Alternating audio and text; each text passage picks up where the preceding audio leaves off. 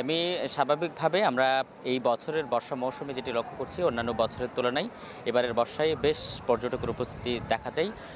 সারা সপ্তাহ জুড়েই থাকে, তবে সাপ্তাহিক ছুটির দিন হিসেবে শুক্রবার এবং শনিবার সবচেয়ে বেশি দেখা যায় এবং মাঝে মধ্যে যখন বন্ধ পড়ে যায় তখন আরও বেশি পর্যটকের উপস্থিতি লক্ষ্য করা যায়।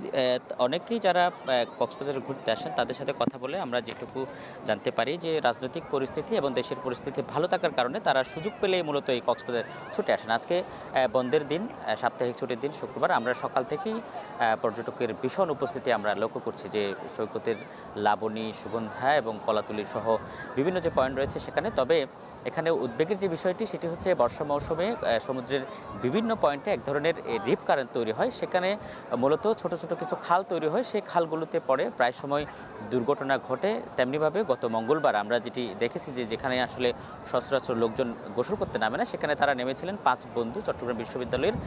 সেখান থেকে 3 জন নিখোঁজ হয়েছিলেন। পরবর্তীতে 2 জনের মরদেহ ভেসে আসলেও এখনও কিন্তু অরিত্র হাসান নামে একজনের মরদেহ পাওয়া যায়নি। এই সময়ে যারা সমুদ্র সৈকতের লাইফগার্ড এবং অন্যান্য যারা বিশেষজ্ঞ তারা যেটি বলছেন যে সমুদ্র সৈকতে বর্ষা মৌসুমে যখন লোকজন গোসল করতে নামে তখন কোথায় কোথায় রেপ কারেন্ট তৈরি হয় সেই বিষয়গুলো খেয়াল রাখা জরুরি। কারণ সেই সময়ে হঠাৎ করে কেউ যদি এই রেপ কারেন্টের মধ্যে গুপ্তখালে পড়ে যায় তখন হঠাৎ করে মানুষ সেন্সলেস হয়ে যায়, যে কারণে হঠাৎ করে তারা ভেসে যায়। পরবর্তীতে তারা নানা ধরনের দুর্ঘটনার মধ্যে পড়ে। আজকে দুপুরেও কিন্তু সমুদ্র সৈকতের যে সুগন্ধা পয়েন্ট আছে সেখানে একজন একইভাবে সেই ধরনের ঘটনার শিকার হয়েছিলেন, কিন্তু ভাগ্যক্রমে তিনি বেঁচে আছেন এবং সুস্থ আছেন।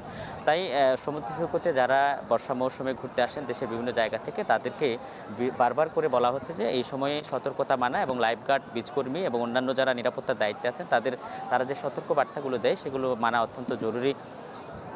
আমরা একইভাবে সমুদ্র সৈকতের পাশাপাশি সৈকতে যে অন্যান্য পয়েন্টগুলো আছে, মেরিন ড্রাইভ এবং অন্যান্য যে জায়গাগুলো, সেখানেও আমরা পর্যটকের উপস্থিতি বেশ লক্ষ্য করছি এবং এখানে পাহাড়ি যে এলাকাগুলো আছে সেখানেও পর্যটকদের দেখা যাচ্ছে। সব মিলিয়ে ব্যবসায়ীরা যেটি বলছেন অন্যান্য বছরের তুলনায় এবছরের বর্ষা মৌসুমে তারা বেশ ভালো ব্যবসার মুখ দেখছেন, ফলে তাদের অন্যান্য সময়ের যে ক্ষতিগুলো সেগুলো পুষিয়ে এখন অনেক বেশি ভালো সময় যাচ্ছে তাদের। আমি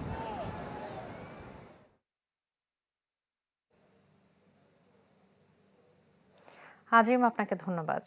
দর্শক, কক্সবাজার থেকে সরাসরি যুক্ত ছিলেন সহকর্মী আজিম নিহাত।